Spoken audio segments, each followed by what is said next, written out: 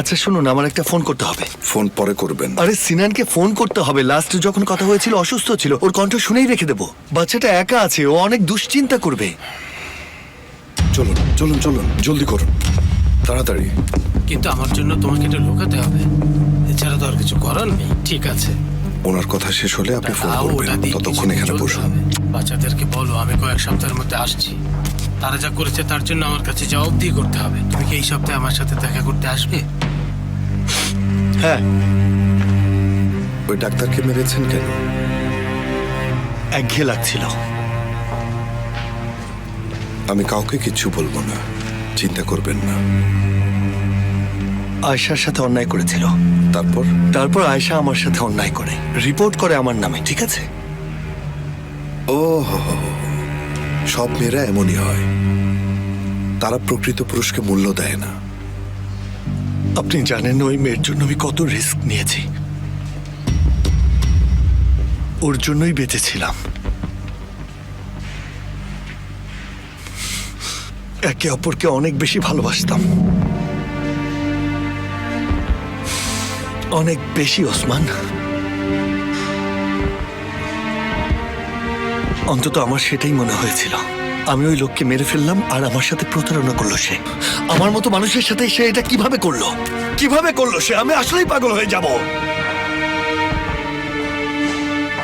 মনে হয় নিজের গলায় ফাঁস লাগাই। নিজেকে আমি শেষ করে ফেলবো, সুইসাইড করবো আমি, আর সে এই কষ্টে একদিন মারা যাবে। আপনি শান্ত হন ভাই, আপনি একজন তরুণ যুবক, কেন আপনি এমন কথা বলছেন? কিসের যুবক ভাই? আমি কমপক্ষে 25 থেকে 30 বছর জেলেই পচে মরবো, বুঝতে পারছেন না? এভাবে হবে না ভাই। নিজেকে আমার ফাঁসিতে ঝুলানো ছাড়া আর কোনো উপায় নেই। আমি ফাঁসিতেই ঝুলবো, এভাবে বাঁচতে চাই না। চিন্তা করো না, আমি আসলে সব ঠিক হয়ে যাবে। একটু শান্ত হন ভাই। আর কয়েকটা দিন ধৈর্য ধরো, সব ঠিক হয়ে যাবে। ভালোবাসা হচ্ছে একটা বড় মিথ্যা, এর কোনো মূল্য নেই। আমি নিজের চেয়ে বেশি ভালোবেসেছিলাম ওকে, আর তাতে কি হলো? ওর জন্য আমি খুন করলাম, আর দেখুন কি হলো। আমি সবকিছু বিগড়ে দিয়েছি, ব্যাস। আসলে ছোটবেলা থেকেই আমার ভাগ্যটা এরকম।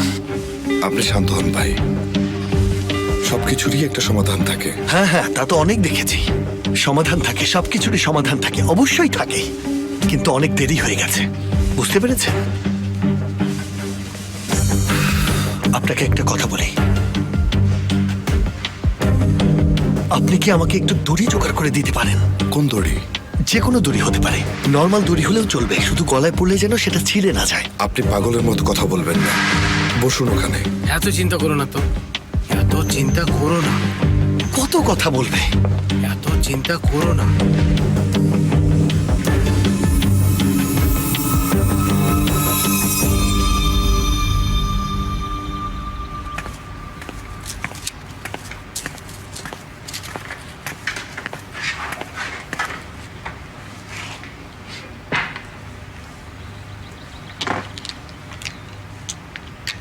এদিকে তাকাও তো।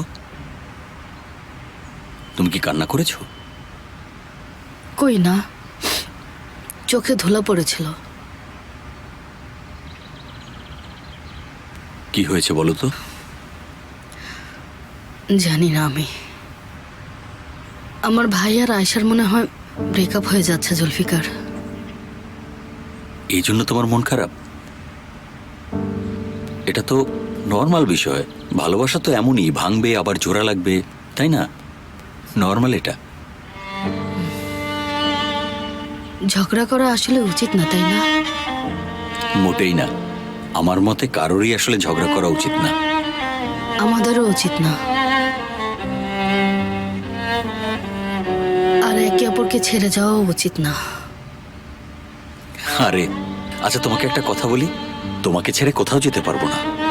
ধরো আমাদের মধ্যে যদি কখনো আঘাত না করুন কোনো ঝগড়াঝাটি হতো, দরজা দিয়ে বের হয়ে যেতাম, একটু গিয়ে আবার ফিরে আসতাম। কিছুক্ষণ গেলে আমার আফসোস হবে, যখনই ভাববো ঠিক করছি তখনই ভুল হবে। কিন্তু আমাদের সেফের এরকম না। সেফের একদম ক্লিয়ার কাট, সে লাইন টেনে দেয়।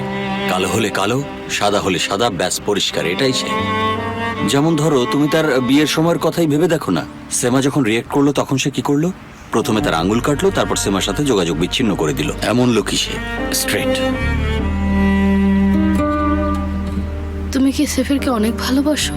অনেক বেশি ভালোবাসি। একদিন না দেখলেই খারাপ লাগে। যদিও আমরা ছোটবেলার বন্ধু না, কিন্তু তারপরও বাবা আমাদের পরিচয় করিয়ে দিয়েছিলেন।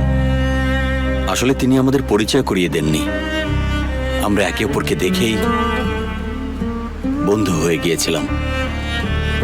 তারপর থেকে আর কখনো আলাদা হইনি আমরা। আমাকেও এভাবে ভালোবাসবে? কথা দিলাম, ভালোবাসেই তো তোমাকে। আসলে লোকে একটা কথা বলে, সেটা কি জানো? হৃদয় হাতের তালুর সমান, তাতে দুনিয়া ঢুকে যাবে। আমি তোমাকে ভালোবাসি, তাসকাফাকেও ভালোবাসি, সেমাকেও ভালোবাসি, সেফেরকেও ভালোবাসি, বাবাকে তো অবশ্যই ভালোবাসি। আচ্ছা, আমরা এখন এসব নিয়ে কেন কথা বলছি? আসলে আমরা এখানে এলাম কিভাবে? জানি না কিভাবে এলাম এখানে।